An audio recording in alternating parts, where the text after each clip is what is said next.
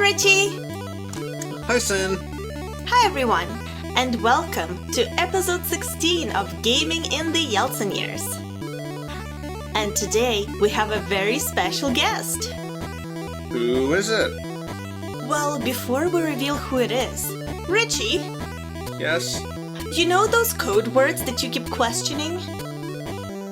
Well, I completely forgot they existed until you brought them up again. Well, we actually have a code word champion.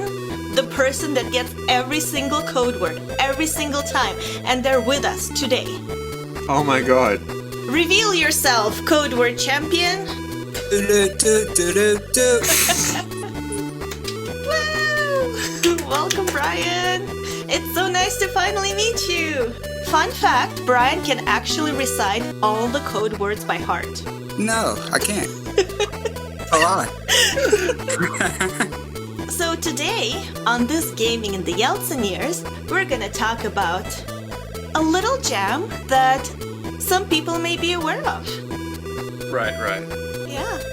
I don't think anyone really. And it's called Mario. Of the Astral Clock Tower. Is this a Bloodborne reference? You heard of Bloodborne? Oh wow. It's Yeah. another little gem. So, today we have a little outline. Oh! Thank you, Richie. And does everybody have it open in front of them? I do indeed. Excellent. So let's start with the first question. What is your first or earliest Mario memory? Bryan, since you're the code word champion, I think you should go first. The first time I played Mario was my mom's friend's house. His friends was like a pastor, and they had All-Stars. And Yeah. we just played it there. Yeah. That's when I first really got into it. That's awesome. Pretty dope. Pretty cool. Richie, what about you? My earliest Mario memory is playing the Game Boy version. Mario Land, because Mario has kind of a weird history in Australia, but I guess we'll talk about that later on. Mm-hmm. I was wondering that for Yeah. Sin, too. In the Union. Back in the Union. Well, my first memory is actually like a combination of memories. So, my first memory is I remember my dad coming home with a box. And I'm like, what's in the box, Dad? And he's like opening it up, and it's another box. And in that box, there's a device. And then, like, he hooked it up to the TV, and it was really confusing because I've never seen anything like that before, right? And it was a dandy. Dandy. Dandy, играется. Pink elephant with the hat. Yes. Yes. Yeah. Now, Richie, for those who may not have seen Gaming in the Yeltsin Years episode 0, could you briefly explain what a dandy is? The Dendy was a clone of the Nintendo Entertainment System hardware that was sold in the Soviet Union. And it, from what I understand, like, the Dendy itself was legal, but most of the games you got were just weird bootlegs. And so there was a cartridge with, like, I don't know, hundreds and hundreds and hundreds of games on Yeah. it. Yeah, that's a sign it's a bootleg. So, yeah, and one of the games was the Mario game, the Mario Brothers. Yeah. And I remember playing it a lot with my dad, and that's, like, the general memory that I have of Mario Brothers. Is it called Mario Brothers? Probably, like, Bratья Mario, like Brothers Mario Yeah. or something. Ooh. Yeah. Interestingly enough, like, I didn't know that the hundreds and hundreds of game on a cartridge was not a legal thing. Because, you know, that's what you grew up with, so I assumed, like, all cartridges were like that. I think anyone would if you grew up that way. Exactly. So when I came here, I just thought like, oh my god, they actually made a cartridge for every game? They're so fancy. How stupid are we? We have to have It's a true. cartridge? Yeah? Yeah. Every game? What the hell? So actually, I guess the motherland was really into like sustainable living. Because instead of Yeah. having 600 cartridges, you had one. Yeah. It was efficient and eco-friendly. Yeah. It's great. Hi, boyfriend. What are you doing there? Why are you making noise on my podcast? My boyfriend just showed me a message from space. Oh no. Hey, Brutus? I'm looking at the microphone now, and I can tell you're looking at the microphone. And we're just making eye contact through the microphone at each other. Don't do it to them. Nah, don't. We'll do it later on. Okay. Okay. So, thank you, Bryan. Thank you, Richie. And Richie, earlier you mentioned that you wanted to talk about the Australian release. Yeah.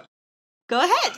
Okay, so my first Mario game was Mario Land on the Game Boy. And that was my introduction, and that just seemed like the normal Mario to me. All the other stuff involving for reference, Mario Land is really, really weird. Like, it's the one where it's Princess Daisy instead of Princess Toadstool. It's not set in the Mushroom Kingdom. It's the worlds are all based on like Egypt and Easter Island and stuff. And instead of the fireballs, you throw these bouncing, they're called super balls. And the instead of the Koopa Troopers, it's turtles with bombs on their backs. So after you jump on them, they detonate. And that was like my baseline of what Mario was for a really long time, because the launch of the NES was kind of botched in Australia, so I had not played or even seen the first 3 games at any point in my childhood. So like, I guess I know people who complain about like certain regions getting games a few months earlier than other ones, or even a few weeks. So to put this in perspective, the NES came out in 1983 in like the US, and it came out in Australia in 1987. So it came out at the absolute tail end of its lifespan. It had been going for 4 years at that point, and it barely got any distribution when it came out. So everyone in Australia, yeah, we had the Master System. So I knew all about Alex Kidd, and I knew nothing about Mario.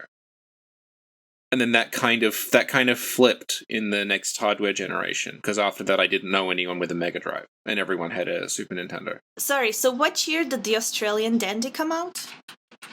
87. The Soviet Dandy came out in 92, apparently. Beautiful. Oh, yeah, like Bryan was mentioning All-Stars. And Mario All-Stars is a compilation of NES games remade for the Super Nintendo. And I remember when that came out, my friends and I did not realize it was that. We just thought it was they'd put 4 games on one cartridge. Even though, like, if you play it, that has on the menu, this is the release date of this game and the box art, but we were like 7. We weren't paying attention to that. Right. Yeah. It's weird how Japan, it really didn't like to gamble on releasing it in countries, and they always gave it such a small percentage of it succeeding.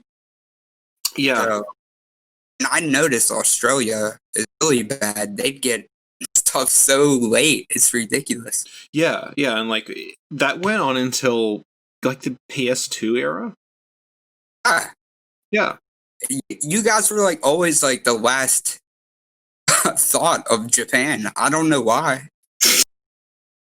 Well, it'd be to do with the distributors. Like the reason, again, that like the NES, when like we said that came out in 1983, it didn't really get much of a foothold until a couple of years later in the US, because they were recovering from that big video game crash that had happened in the mid 80s. So there was a lot of reticence around actually selling the thing as a like a video game console, and they bundled it with Rob, that weird robot thing that was activated by red and green lights that you like shot into its eyes.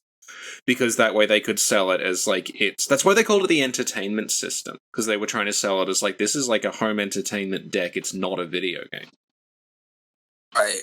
Yeah. And I think Rob only had 3 games. Yeah. May even have been 2, I don't know. But, like... Yeah. They're very reserved on how they release stuff. Yeah, basically, if you live in, like, Europe or South America, you probably have better memories of the Sega consoles of that generation than the NES. Like, I don't know anyone with an NES. Yeah. Cool. Thank you. So now, let's move on to the next question. How would you rate Mario compared to other games? Like, is it among your top games? All of them? Yes, it's hard to do all of them. Oh my god, it's easy. It's like It's easy. my favorite Mario game is the one that I played on the Dendy, right? Yeah. And I'd say it's definitely within my like top 5 games ever. Which one was that? Was that the first one? It was the one where you play with 2 players and they have to like clean up the sewer from the flies. That one. Yeah. That's yeah. not even like, that's the arcade one. Yeah. Oh, you played that the most then? That's the one that I remembered in my past memory. I assumed everybody knew I was talking about it. I didn't. No, we were all thinking of different ones. I'd say that's the one that I like the most out of all the Mario games, and that's the one that's like within my top 5 games ever. Wow. What? It's so good. It's so good. It's like it has multiplayer, it has a power-up, it has different levels, it has bonus levels, it has different enemies, the difficulty gets harder, and you can play it forever. It's like the perfect game. I guess, yeah, it does. I need to play. Yeah, maybe I need to go back and play. I think so. It's like the first Mario Brothers, because I don't think I put that much time into it when I was All-Stars, like, had it. I never played. I played 3 usually. Yeah. Just recently beating it, I was like, oh my god, this is nails. This is so hard. Yeah. Yeah. So I guess to answer this question, you basically have to say what your favorite Mario game is and how it ranks among all games for you. Right. What was that? Did you hear that, Bryan? That was a bully sigh. Did you hear that? I'm sighing because there's so many of them. Well, you have to just pick one, Richie. Alright, my favorite Mario game is Mario Brothers 3. And how would you say it ranks among all the games you've played? I don't know how to answer that question, so it's pretty high up, I'll say. Top 100? Yes, probably. Top 50? Yeah, Top maybe 10? top 20. Maybe top 20. That wasn't hard at all, Richie. I don't know why you gotta complicate things and, like, put stress on poor Bryan thinking that this podcast is hard to do. Richie actually helped me a lot with his answer because I could kind of Oh my god, but I told him how to answer, Bryan! You see? Bully Richie taking credit for everything I do. Oh my god. No, that's not... Okay, so Bryan, do you want to answer the question now as well? Okay, does Yoshi's Island count? Yes. Yeah. No doubt. I was younger, Yoshi's Island, and I just replayed it. Like, I just finished it, like, 2 days ago, and still my favorite. I would say World, but you really have to control yourself because you can fly over, like, almost every single state. I was thinking that when you mentioned Mario 3 being hard, because, like, Mario World is... We've talked about this a bit before, but Mario World is, like, it's designed as a console game, because they knew that you could save progress and stuff in it. So it's designed that when you start playing it, that playthrough is going to lead you to the end. Whereas Mario 3 is designed around, like, you're going to play this over and over and over again, and eventually you will beat it. And hence it contains, like, the warp zone and stuff, lets you skip huge parts of it. Oh, you're right, because you have the little secret, also secret areas that you could just farm 1-ups and get power-ups and Yoshi constantly, and like it's like easy mode if you really wanted to. It's hard to resist, especially when you're a kid. Go back and just get all the lives you can and every power-up, and then go to the next level. You know? Yeah. So yeah, I think Yoshi's Island, I got that when it first came out. It still holds up. Excellent.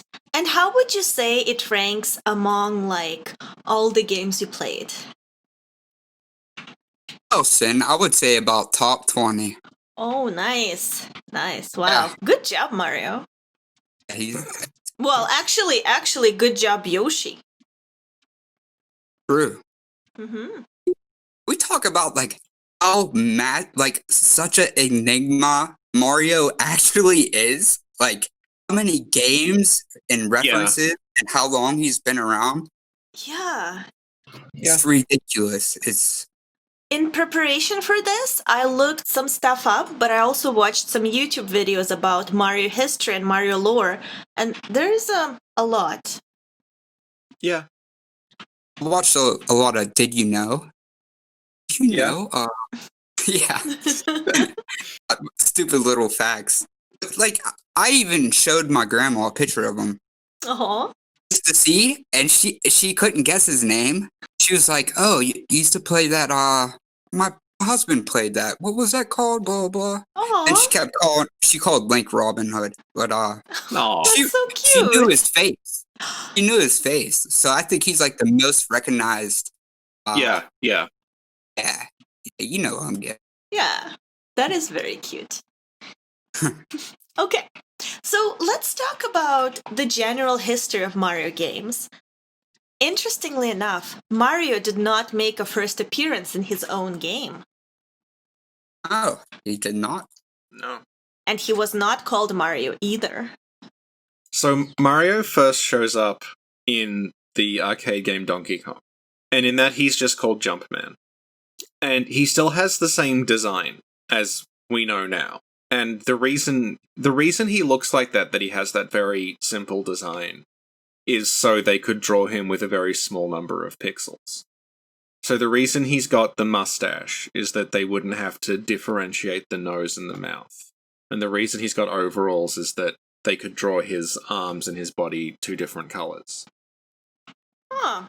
So that's why he looks the way he does. And he became Mario because the landlord of the warehouse that Nintendo were using to, like, when they were selling their stuff in North America was a guy called Mario Segali, who looked a lot like the drawing that they had done, the sprite. So they named him Mario. And actually, the first game came out in 1981.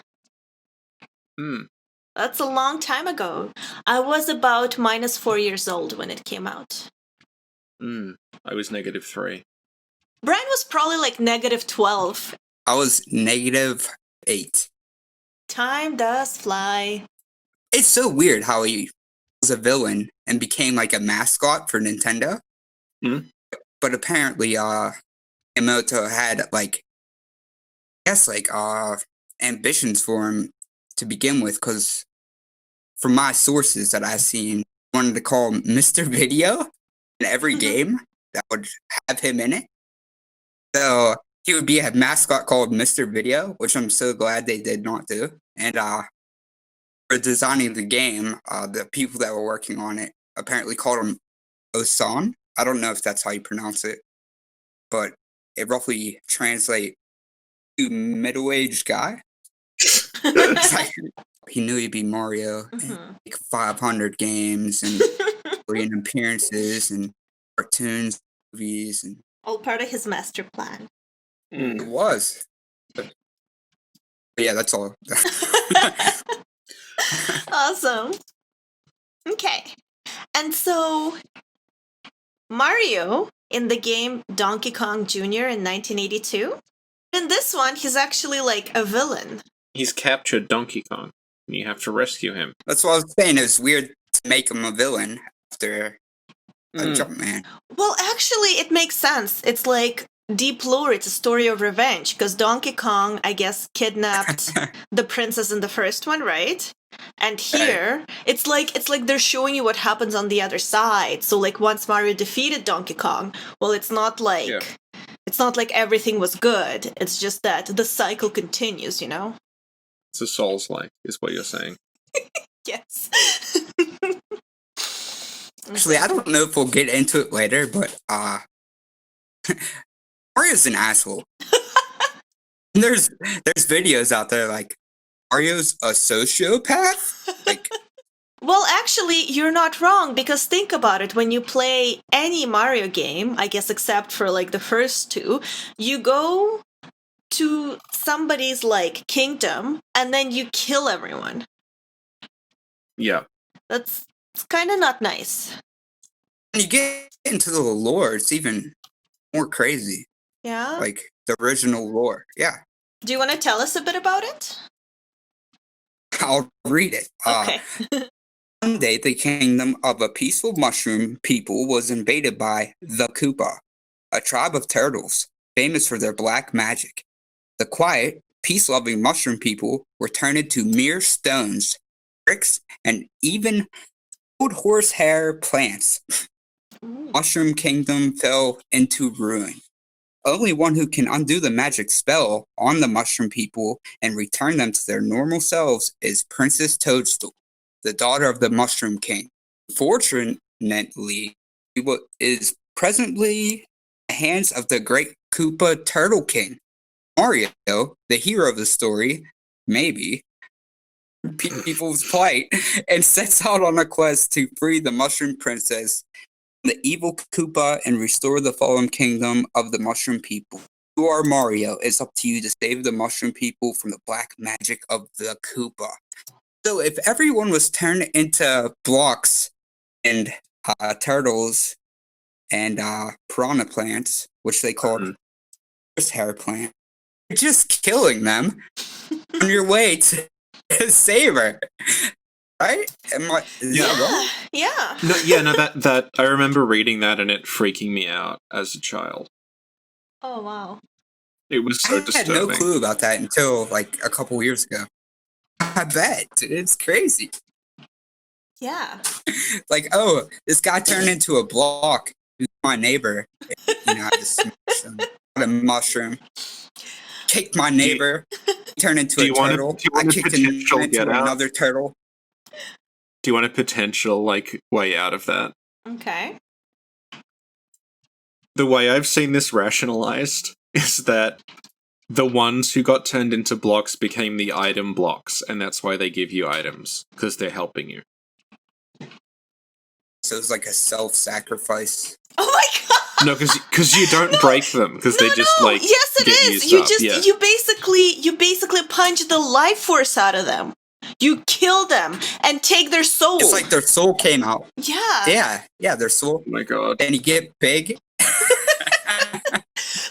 freaking demon souls. You feed on their souls and get big. Ooh, mighty demon Mario. It's just a weird, like, backstory. Yeah. Yeah. I don't know if it was it in the American release? Was the booklet have that? Did it have that? Yeah, well, I remember it, like, from when I was a child, so it would have been. Wow. I could only find it in Japanese, and it was translated. So we just established that Demon Souls is a Mario-like. Yes. Thank you.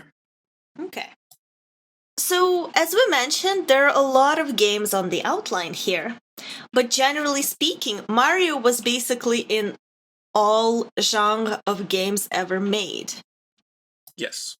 He was in sports games, like in Punch-Out, like tennis, Olympics. He was in racing games, like Mario Kart. And there was also a period where Mario went through the whole educational phase. My God. Yeah, so you could get educational games featuring Mario. I did. I used to play Mario is Missing. Oh yeah? Is that the one Yeah. with the map and the world or something? Yeah, you have to. You go around the world answering trivia questions about geography. Mm. Was it fun? No, but I knew what it was, and I did willingly rent it like multiple times as a child. Why? I don't know. I think because I would just rent something every week. Mm. So you play as Luigi, right? Yeah. You play as Luigi, and you go around the world, and Mhm. you just run through different. I think they all look exactly the same. Different famous cities, and you have to find items that are connected to those cities, and then you talk to I think she's a travel agent, but it's Peach. And you talk to her, and she lets you you have to answer a trivia question about the place you're in, and then you're allowed to move on. So it's like Skyrim. Yes. Oh man, I just had a vision. So, Luigi is like always off to the side, never invited to the parties. So one day Mario comes to him and he's like, Luigi, guess what? You finally get to be in the game. And Luigi's so happy. And the game turns out to be Mario's Missing. And it's like, wah, wah, wah. Aww. Yeah. But you ride Yoshi in that game? I don't remember. Looks like you'll need to rent it again, Richie. I know there was a big thing about Miyamoto wanting to have Yoshi in Mario Brothers 3. Yeah, and he couldn't get it working because it was too taxing. Aww. Yeah. And Yoshi did appear as a mount in one of the games. World. It was at the tail end of that NES. They could do more, and there's less going on. The processing wasn't as much. Yeah. Yeah, Yoshi appeared in Super Mario World. Cool. Yeah. Mm-hmm. The whole educational games I completely missed out on, period. Mm-hmm. I missed out on most Mario games. Me too. What I remember is like the Mario Brothers, the one on the Dandy, and then Mario Odyssey. So I missed So everything in between those two. How do they compare? What did you think? The original is much better. Yeah, it's true. I actually did play a couple of the platforming ones, but I never got into them. I was like, Donkey Kong Country is much better. I never realized how much momentum and the physics are such a vital part of the. Oh yeah. You really need speed at some points, and then other points you need to slow down completely. That's why it's the biggest deal is the jump physics, because we've talked about this a couple of times, mostly with reference to Castlevania, but we now kind of instinctively think of Mario jump controls as just how jumping works in 2D games, but it really isn't.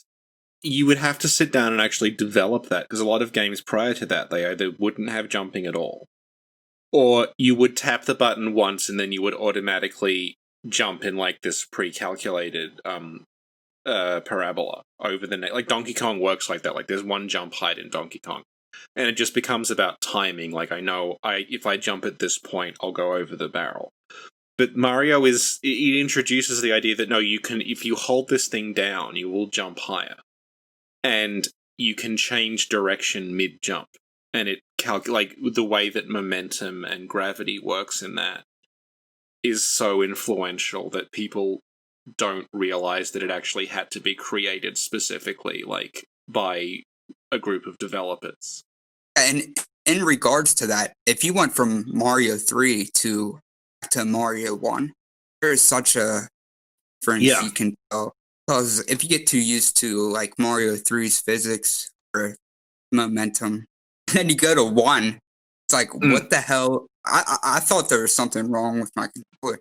Yeah, and Land is like that too, because Mario Land has very, very different physics. It's extremely floaty, and you drop very, very quickly. And I know a lot of people just refuse to play it because it has that weird physics setup that they're not used to. Did you play it on the brick? Yeah, that was my first console. I didn't even have like a PC. So no backlight or anything? No backlight. Played it on a brick. Ugh. On a no, that's like the only console I had was the brick. Like I just had that until I was like 12. Oh, what? Yeah. And my grandparents used to live about 4 hours away.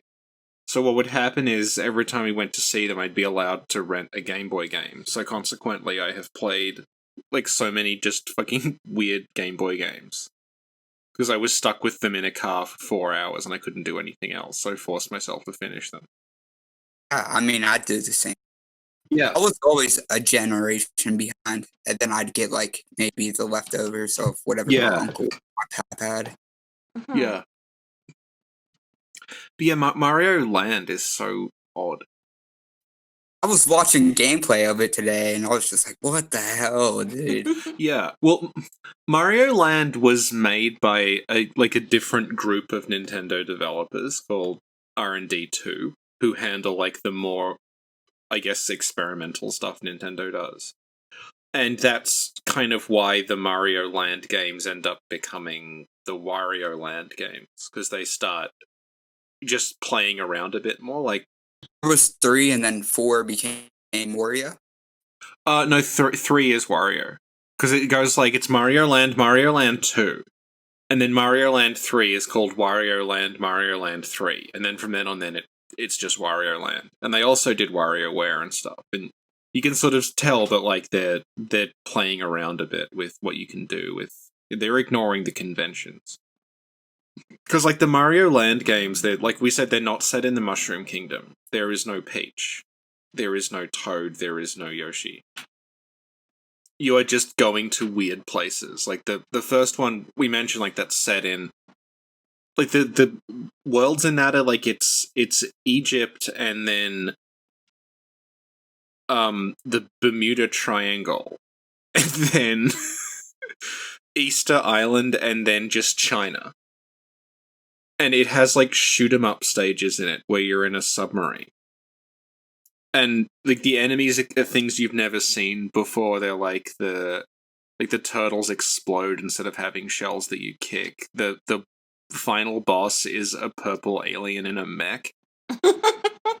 And then the second Mario Land game is just, again, it's set some way. I don't even know what that world is called, but it's so there's like a Halloween world inside a giant cauldron where there's like witches and Jason from Friday the 13th is there, and Yeah, and then that just becomes Wario Land because they were, I guess, more interested in doing stuff like that without being constrained by.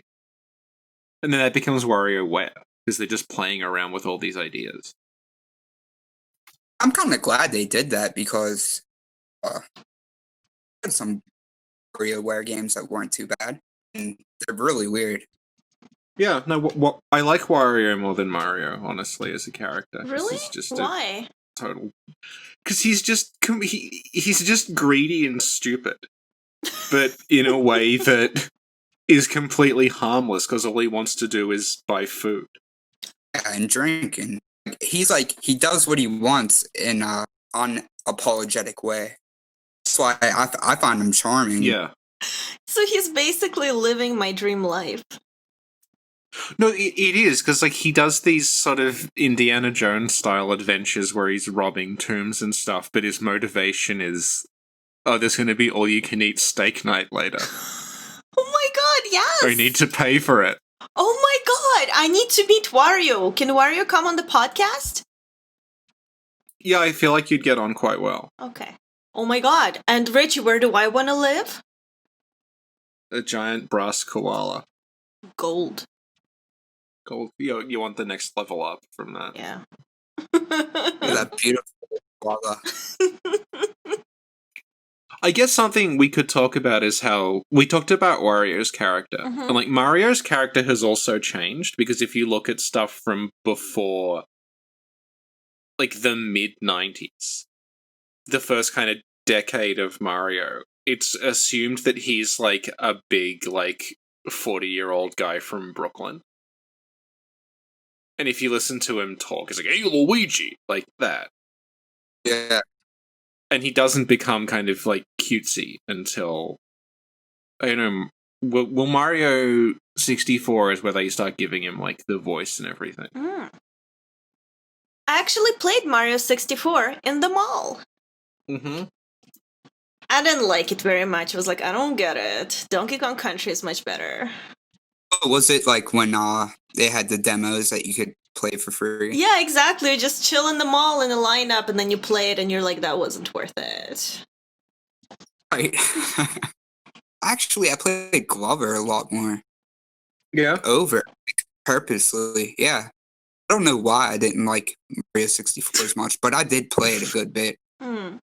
I didn't own it. My cousin did. So, I don't know. Glover was just some weird end that I liked playing with.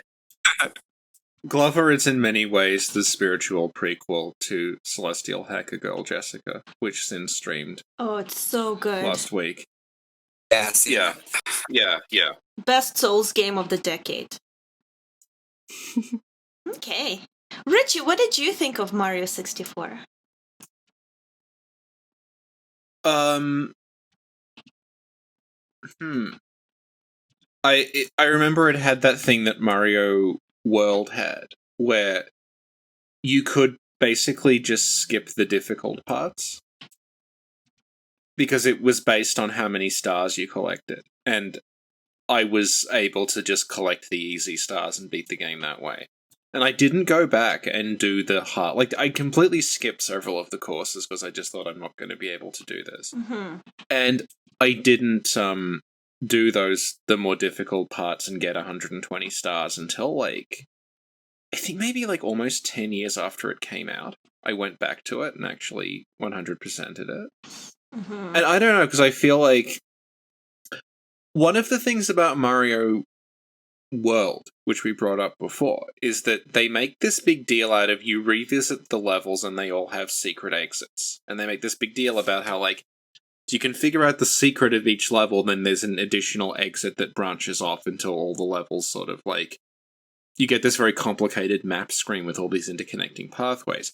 Except the way in which you find the levels is in a lot of ways less complicated than the secrets they just built into Mario 3 to be weird secrets.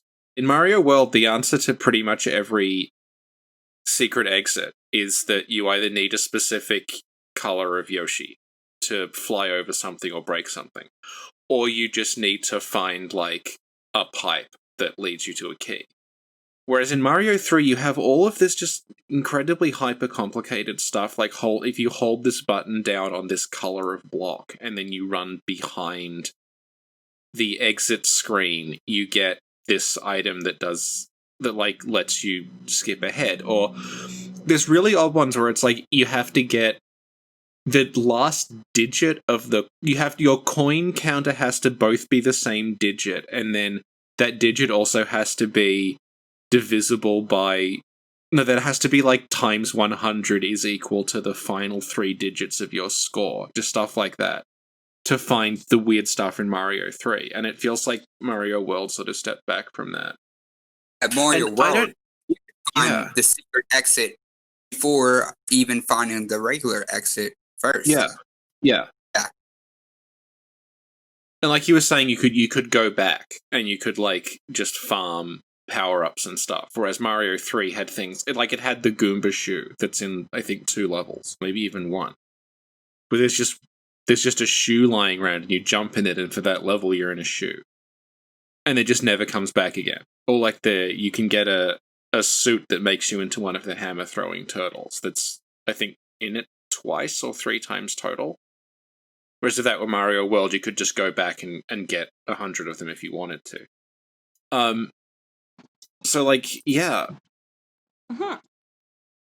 Mario 64, like, I don't remember there being that many weird secrets in it. I remember it just being about the 3D exploration. There was some interesting things in 64 where, like, there was a painting where when you jumped into it, the height you were when you jumped into it affected the level of the water in it. But I can't remember any, like, really, really weird things in that game.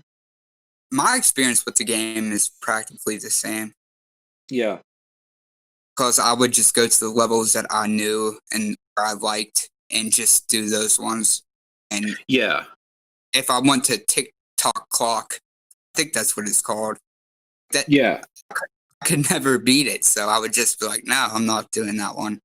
Well, that had an interesting mechanic where, like, that was actually a clock that you jumped into, and the time on the clock face when you went inside it affected how the insides worked. I didn't know that till much later. Yeah, so I feel like maybe the kind of hub structure that they started using, where you could, if you needed, like, you didn't need to do all of it, sort of became, it let you skip the more interesting parts. And I feel like if I'd been forced to do those parts as a kid, it might have had more of an impression on me. I like the boo, like the piano jump scare. Yeah. That kind of stuff was, like, appealing to me. Finding Yoshi on the castle. But in Mario 3, like, the big world, that was also something they had to go to unless you knew of the warp whistle. Yeah. Because in Mario 3, like, the warp whistle is something that you use almost as a checkpoint, where you make enough progress to figure out where the warp whistle is, and then you skip it. Whereas in, like we were saying in 64, you can just grab the star, because every star is worth 1 star, so you can just grab the early ones and essentially avoid the more complicated levels later on. Yeah. Then have you ever played it outside of the mall, like at someone's house? No, I never had a Nintendo 64 because I only owned good consoles like Dendy. That's true. The shade. No, I didn't own one either. So Yeah. it's really odd for me because I grew up playing with my uncle and my pap, like morally my pap, and he would be playing Breath of Fire and Shining Force. And that's what I played when I was like 6. I was playing Zelda and stuff like that. And I never got into like Mario and Sonic before that. I was just helping my pap with Shining Force, like trying to, go the tactical stuff. He would make me do stuff while he's at work. Yeah. So like I'd make my grandma like read the text to me so I could like know where to go.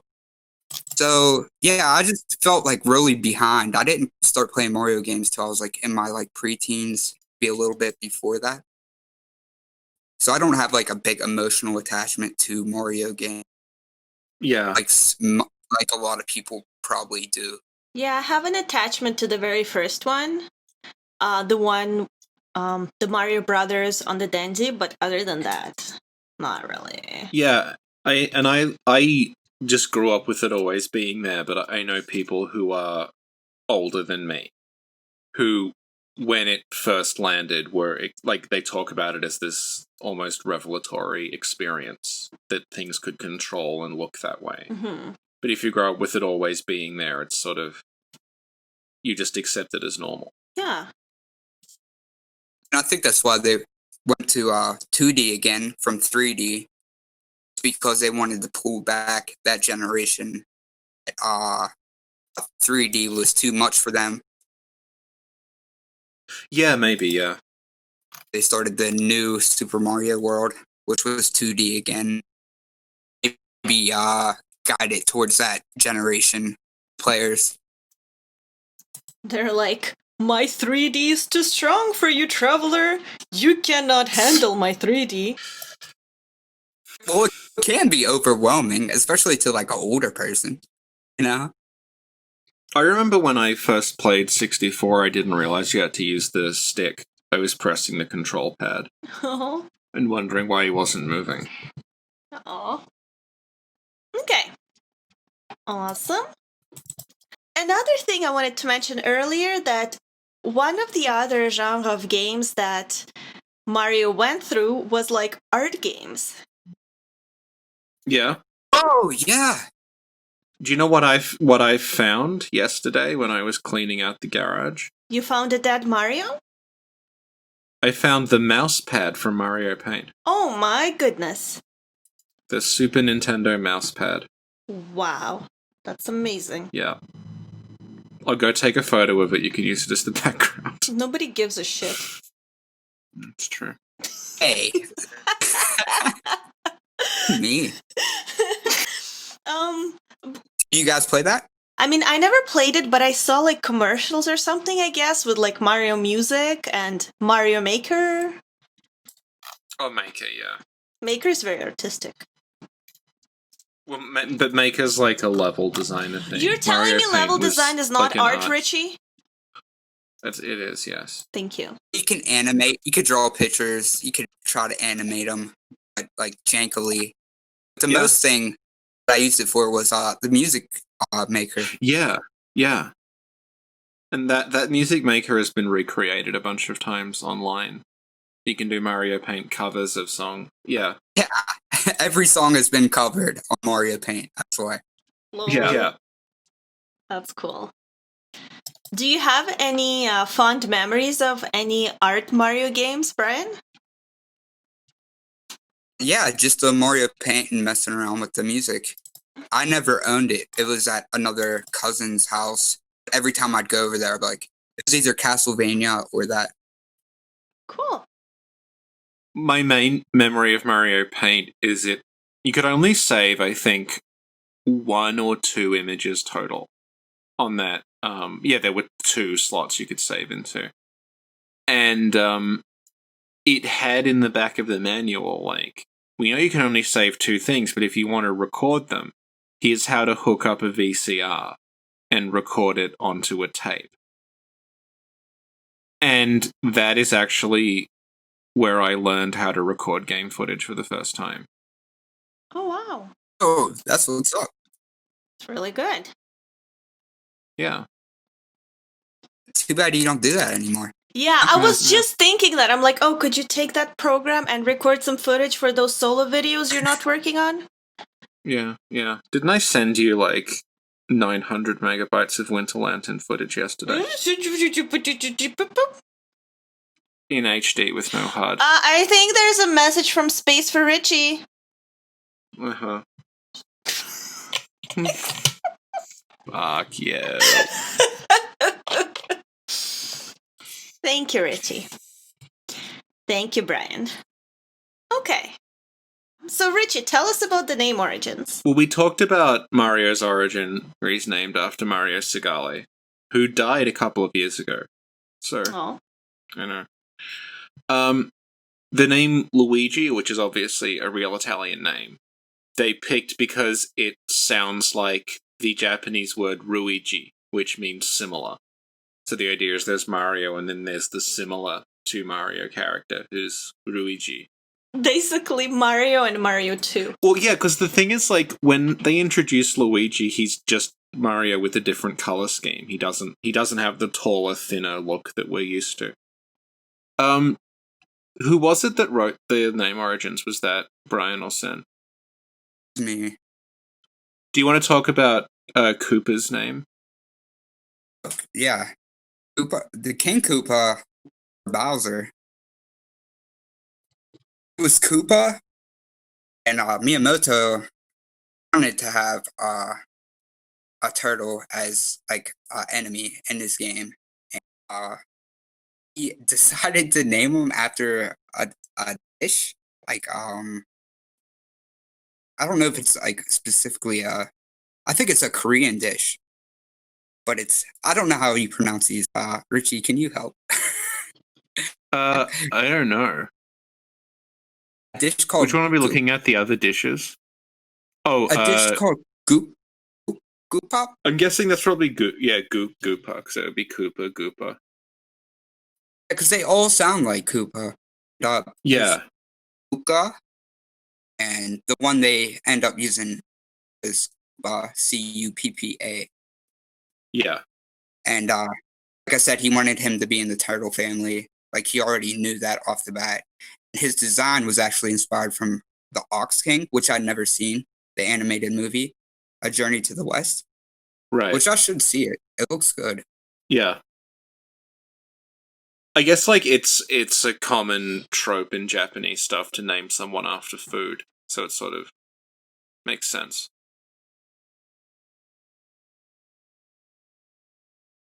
Thank you, Bacon.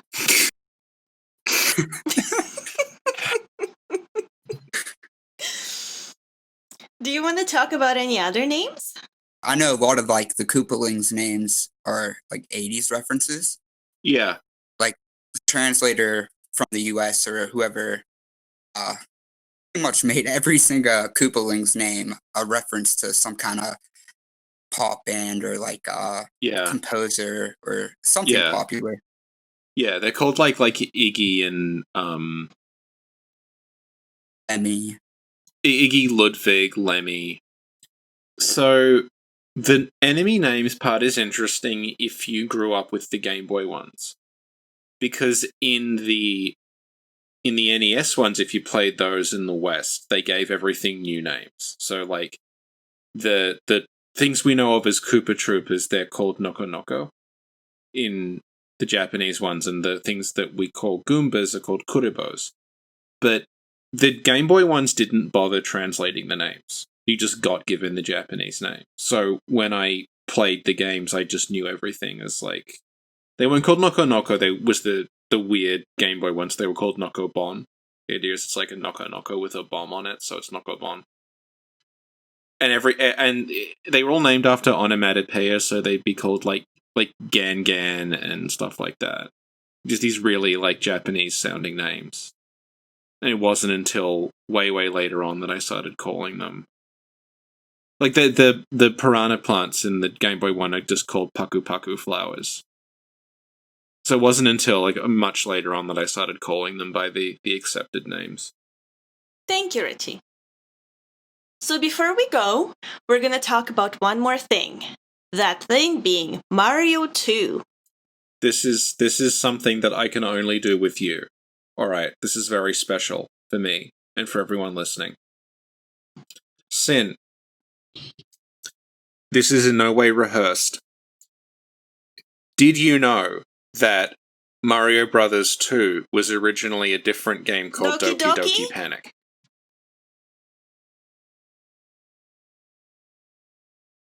Did you hear that? Yeah. Yeah. You didn't know before. You've ruined it. You were like the control group. You were I remember bringing this up with you before, and you were like the one person when that was brought up to sincerely said, "No, tell me." Well, Richie, I did some research before this podcast. And yes, I knew. How does that feel, bully? Looks like I am surpassing Richie in video game knowledge. Bryan, when we started this podcast, I was just a shy wallflower who didn't know anything about anything, didn't speak or breathe. And look at me now. But Richie, you do the honors. Please elaborate. Well, Sin, what a lot of people listening to this might not know is that the original Mario 2 was just too difficult for Western audiences. So Nintendo stole, from themselves, a game called Doki Doki Panic, which they had already made. And they put the Mario characters in it. And they released that in the States as Super Mario Bros. 2. We didn't get the original Mario 2. And then eventually, we did get the original Mario 2, and it was called The Lost Levels, and Japan got our version of Mario 2, which was called Super Mario USA. Bravo, Richie. I played Lost Levels recently, and it is insanely hard. Yeah. Dude. Oh, yeah? And also, like, this was a Miyamoto blessed thing. Like, I think the impression I get is that he wanted to keep moving the series onward. Mm-hmm. So he wanted something that was different. And it has that thing that Mario Land has, where it's not... This is the thing. When people talk about Mario 2, one of the things they'll say is, like, it's not set in the Mushroom Kingdom and Bowser's not in it. What's going on? And the thing is that, it's Mario 2. Like, Bowser died and the Mushroom Kingdom was saved in the previous game. It's not set in stone that you have to keep going back there and meeting him. And it's the same with Mario Land, where there's a point prior... Mario 3 is when it's codified that it's going to be the Mushroom Kingdom and Bowser until the end of time. But there's a point prior to that where Mario can just go and do whatever in whatever place. Like, you can just go and rescue Princess Daisy in Sarasa Land. You don't have to keep going back to the Mushroom Kingdom. Have you ever played Lost Levels? Yeah, we've beaten it, yeah. The last, I think 8 or that jump. Yeah. Is that the one where you sacrificed Yoshi? Yoshi's not in it. That was Gaming in the Yeltsin Years, episode 16.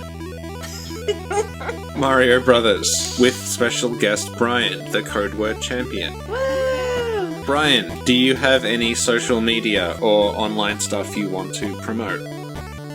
Actually do. If you want to listen to horrible music made by self-taught artists, you could go to bk.bandcamp.com, and that's beekai.bandcamp.com.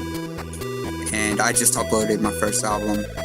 It's from like over a decade ago, so don't judge me too harshly.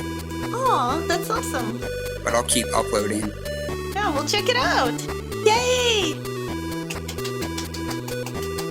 Yay! Well, thank you so much for coming, Bryan. We really appreciate it. And it was really nice to meet the code word champion. It was. Yeah. Now... Can I give a code word? Actually, I was just thinking that there are no code words on Gaming in the Yeltsin Years, so I'd like you to give a code word for our next Snug Covenant podcast. Pink elephant. Yeah. Awesome. Thank you so much, Bryan. And thanks everybody for listening. And stay safe, and we'll see y'all next time.